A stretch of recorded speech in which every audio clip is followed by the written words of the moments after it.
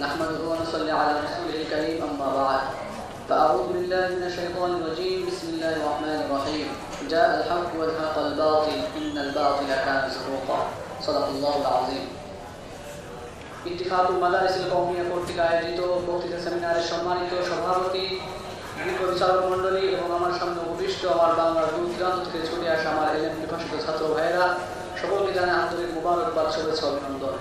সম্মানিত হাজিরিন, আপনারা পূর্বে অবগত হয়েছেন আজকের নির্ধারিত বিষয় সম্পর্কে, আর তা হলো মধ্যপ্রাচ্যের বিস্ফোরা অবৈধ রাষ্ট্র ইসরায়েল বিশ্ব শান্তির প্রধান অন্তরায়। সময়ের এই সংক্ষিপ্ততায় কিঞ্চিত পরিমাণ আলোচনা করার চেষ্টা করব ইনশাআল্লাহ। সম্মানিত হাজিরিন, 19 শতাব্দীর সেই দিকে ব্রিটেনে সারা বিশ্বে ইহুদিদের একটা প্ল্যাটফর্ম তৈরি হয়। এখান থেকে এই ইহুদিরা একটা জয়েন্ট পার্টি নামক একটি সংগঠন তৈরি করে। এই সংগঠনটি প্রথম বিশ্বযুদ্ধের সময় আমেরিকা এবং ব্রিটেনদের কাছ থেকে তারা প্রতিশ্রুতি আদায় করে যে উসমানী সরকারের পতন ঘটলে এই ফিলিস্তিনকে তাদের অঙ্গরাজ্য বানাতে হবে। এর প্রতিক্রিয়ায় 1917 সালে ব্রিটিশ পার্লামেন্টে ফিলিস্তিন ভূখণ্ডে ইহুদিদের কেন্দ্র স্থাপন করার বিষয়টি স্থাপিত হয়। এরপর 1920 সালে যখন ফিলিস্তিনকে যখন ইংরেজদের হাতে তুলে দেওয়া হয়, তখন এই ইংরেজদের সহযোগিতায়, এই আমেরিকার সহযোগিতায় ফিলিস্তিন পবিত্র ভূখণ্ডে সামাজিক, অর্থনৈতিক এবং বাণিজ্যিক এমনকি সন্ত্রাসবাদী সংগঠন তৈরি করে এই ফিলিস্তিনদেরকে নানানভাবে নিষ্পেষণ করতে থাকে। মুসলমানদেরকে নির্মূলভাবে হত্যা করা, মুসলমান শিশুদেরকে হত্যা করতে থাকে। এক পর্যায়ে শুধুমাত্র এই ফিলিস্তিন ভূমি নয়, ওরা মক্কা মদিনা থেকে শুরু করে মিশর, নীল নদের উপকূলীয় অঞ্চল থেকে ফুরাত নদীর উপকূলীয় অঞ্চল পর্যন্ত তারা গোটা রাজ্যকে তারা দখলদারিত্ব প্রতিষ্ঠা করে। এরপর দ্বিতীয় বিশ্বযুদ্ধের পর 1948 সালে যখন এই মার্কিন সাম্রাজ্যবাদীরা যখন নিজেদের স্বার্থ হাসিলের উদ্দেশ্যে যখন ফিলিস্তিন ভূখণ্ডে ইসরায়েল নামক একটা রাষ্ট্র প্রতিষ্ঠার স্বাধীন রাষ্ট্র নামক ঘোষণা করে, তখন সাধারণ মুসলমান এটা মেনে নিতে পারে নাই। এরপরে তাদের সাথে চলতে থাকে তুমুল সংঘর্ষ।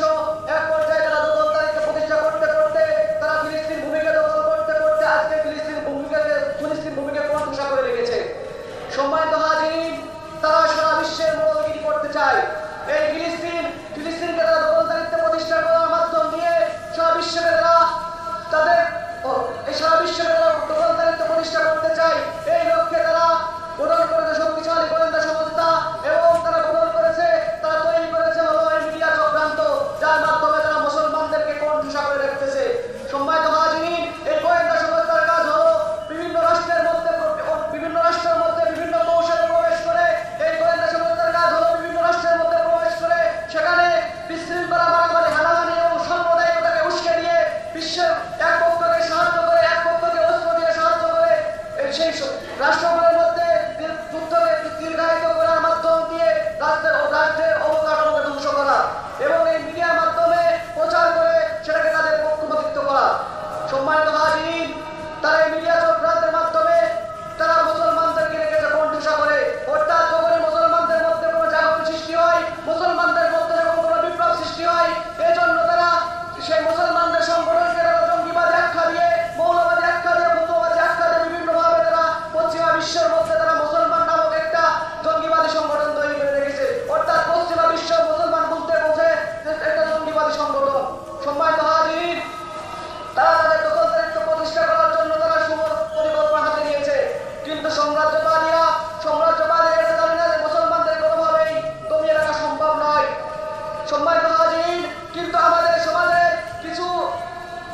সমাজের সুশীল সমাজ তারা এটা মানতে রাজি। তারা এই আমেরিকা সাম্রাজ্যবাদীদেরকে বন্ধুরূপে গ্রহণ করেছে, তারা এই ভারতকে বন্ধুরূপে গ্রহণ করেছে, তারা ইসরায়েলকে বন্ধুরূপে গ্রহণ করেছে। তাই আজকে এই মঞ্চ থেকে স্পষ্ট বলে দিতে চাই, তোমরা যারা আজকে এই আমেরিকার নিয়ে রাজনীতি করতেছ, তারা আজকে এই বাংলার জমিনে যে